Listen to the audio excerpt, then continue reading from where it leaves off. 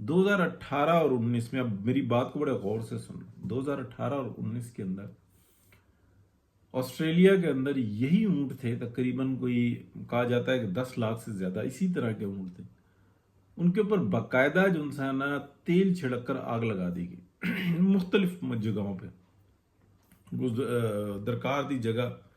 اور وہاں پہ جانور بہت زیادہ تھے، بیشتر اونٹ تھے جن کے ساتھ ایسا کیا، اور دیگر جانور بھی تھے۔ تو انہوں نے حساب کتاب لگایا کہ اگر ہم یہ کریں گے، یہ علاقوں میں پھیلیں گے، پھر وہاں پہ علائشیں ہوں گی، پھر چرند پرند ہوں گے، اور یہ سب کچھ ہوگا، اور یہ بڑا بہتر ہوگا۔ کوئی رحم نہیں آیا،